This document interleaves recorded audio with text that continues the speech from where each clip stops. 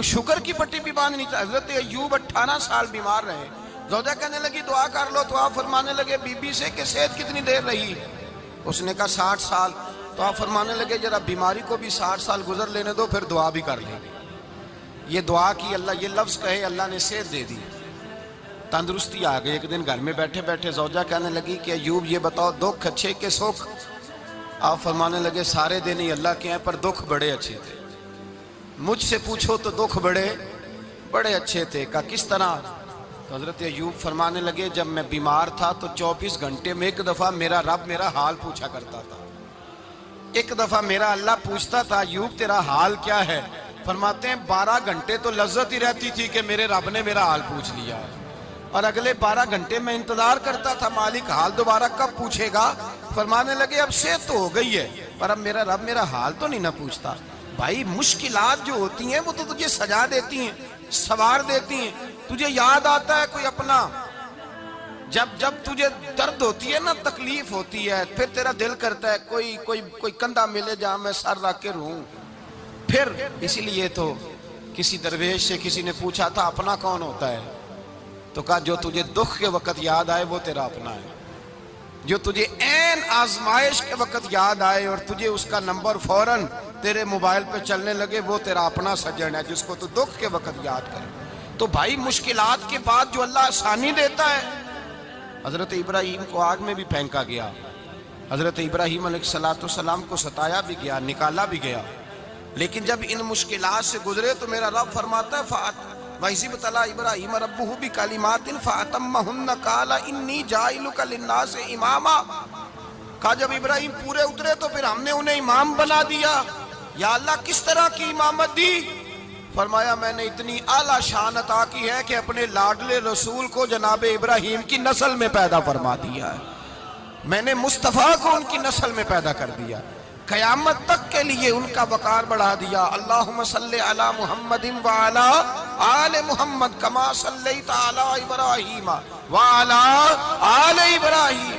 ان کی عظمت بڑھا دی, اس لیے کہ جب وہ آزمائش سے گزر کر کے آئے پھر جو آسانی دی.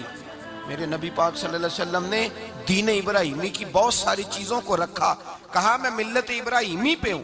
جب کوئی مشکلات کو عبور کر کے آتا ہے, جب کوئی تکلیفیں سہ کر کے آتا ہے, اس کے لیے جو اجر ہوتا ہے, اس کے لیے جو پھر اللہ کتنی ذرا بڑی توجہ کیجئے گا.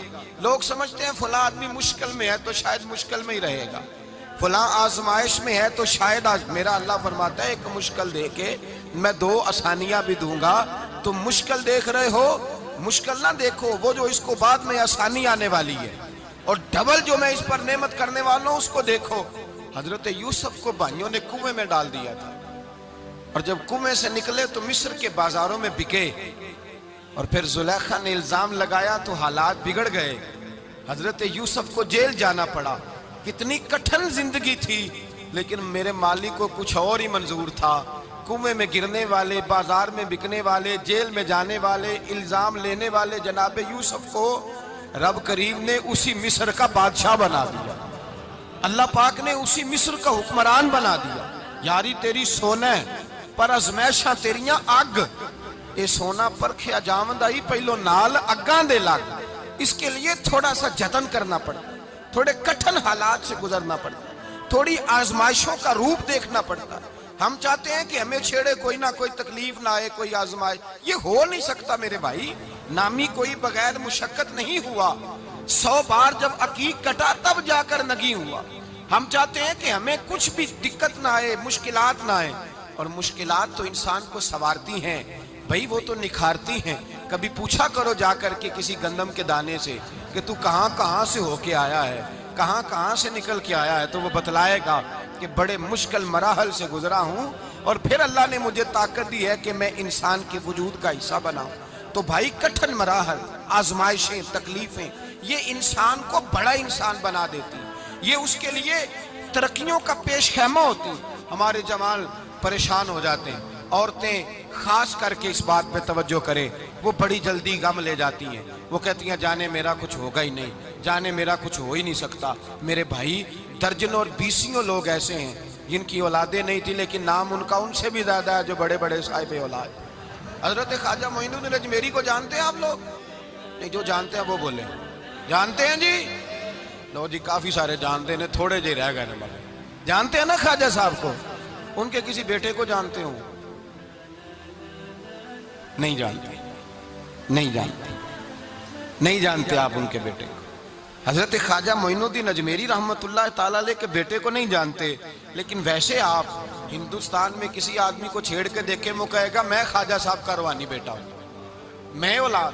حضرت غوث اعظم رضی اللہ تعالیٰ عنہ کی اولاد کو کم لوگ جانتے ہیں، لیکن آپ ویسے کسی کو پوچھ کے دیکھیں 11ویں والا پیر کون ہوتا ہے، ہر آدمی ہاتھ اٹھا کے بتائے گا خدا کے فضل سے ہم پر ہے سایہ غوث اعظم کا، ہمیں دونوں جہاں میں ہے سہارا غوث اعظم۔ لوگ جھوم کے بتلائیں میرے بھائی، یہاں لوگ پریشان ہو جاتے ہیں کہ اولاد ہوگی تو یہ ہوگا، فلاں ہوگا تو یہ ہوگا۔ بھائی ایسی کوئی بات نہیں، میرے پاس پیسے ہوتے تو میرا ابا بیماری سے فوت نہ ہوتا۔ جو مالدار ہوتے ہیں تو کیا وہ بچ جاتے ہیں؟ حضرت اسرائیل انہیں چھوڑ جاتے ہیں؟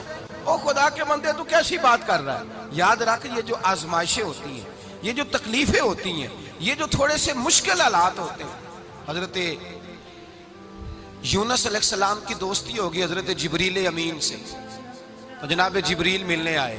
حضرت یونس علیہ السلام فرمانے لگے جبریل میرا دل کرتا ہے مجھے اس بندے کی ملاقات کرا جو اللہ کا سب سے زیادہ عبادت گزار بندہ ہے۔ حضرت جبریل امین لے گئے دور دور فلسطین کے علاقے میں، اور لے جا کر ایک بندے سے ملاقات کرائی جس کی دونوں آنکھیں بھی کوئی نہیں تھی، دونوں بازو بھی کوئی نہیں تھی، دونوں پیر بھی کوئی نہیں تھی، اور اس بندے کی زبان پر لفظ بڑا کیا جاری تھے، یا اللہ تیرا شکر ہے، یا اللہ تیرا، بول کے کہیے یا اللہ تیرا، اے اللہ تیرا شکر ہے۔ شکر شکر کر رہا تھا۔ حضرت جناب سیدنا یونس علیہ السلام کہنے لگے میں نے تجھے عبادت گزار کو ملانے کو کہا تھا، تو کہاں لے آیا؟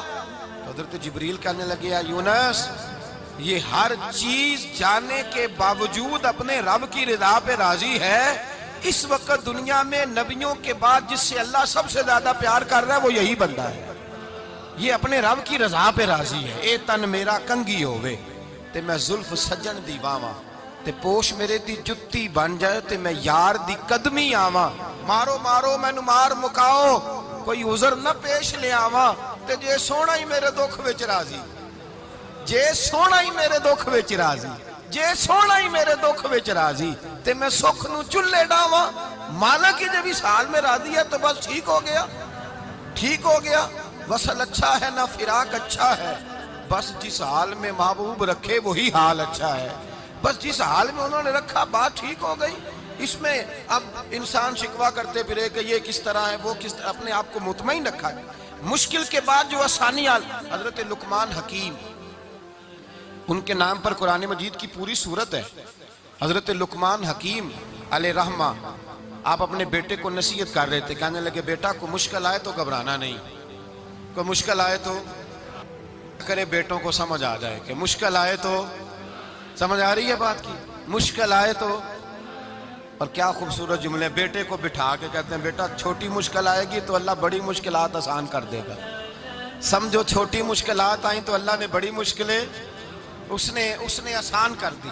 اور آپ کو بتاؤں اصل انسان ہوتا ہی وہ ہے جو مشکلوں میں جینے کا ڈھب سیکھ جاتا ہے، وہ بن جاتا ہے جو کرب کے حالات میں جینے کا سلیقہ سیکھ جائے۔ اپنے بچوں کو یہ سمجھانا، حضرت لقمان بیٹے مشکل آئے تو گھبرانا نہیں، بڑی کو ٹال دیتی ہے، وہ نیکی کا اور آسانی کا پیش خیمہ ہوتی ہے۔ اللہ اس کے بعد آسانی سمجھا رہے ہیں۔ کچھ دنوں کے بعد کہنے لگے آؤ فلاں اللہ کے نبی کی ملاقات کو چلیں، فلاں نبی علیہ السلام سے ملنے چلتے ہیں۔ اس زمانے میں جو نبی تھے ان سے ملنے چلے گئے۔ بیٹے کو بات یاد تھی، گھوڑے پہ بیٹھے، امام ابن جوزی نے اس کو لکھا ہے، گھوڑے پہ بیٹھے تھے دونوں کے پاس گھوڑے تھے۔ اب رستہ بہت زیادہ تھا، کھانا ساتھ لے لیا، پانی ساتھ لے لیا، رستہ لمبا تھا، صحرا کا علاقہ تھا۔ جب جانے لگے تو اتنی سخت گرمی ہوئی کہ گھوڑے بھی بے ہوش ہونے لگے، اچانک ایسی گرم لو چلی کہ گھوڑے بھی۔ اب دونوں باپ بیٹا جو تھے وہ بڑی جوش میں تھے کہ جانا ہی جانا ہے، گھوڑے سے اتر کر کے پیدل چلنے لگے۔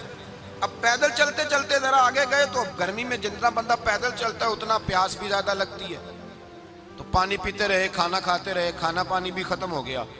تھوڑا آگے چلے نا، اس کے اندر تکلیف بڑی کہ حضرت جناب لقمان کے بیٹے کے پیر کے اندر ایک ہڈی پیوست ہو گئی، اتنی بڑی ہڈی تھی وہ اندر ہی چلی گئی پیر پہ، خون کے فوارے گرنے لگے، بیٹا بے ہوش ہو گیا۔ حضرت لقمان اس کے سرانے بیٹھے تو بیٹا تھا نا، آنکھوں میں آنسو آ گئے۔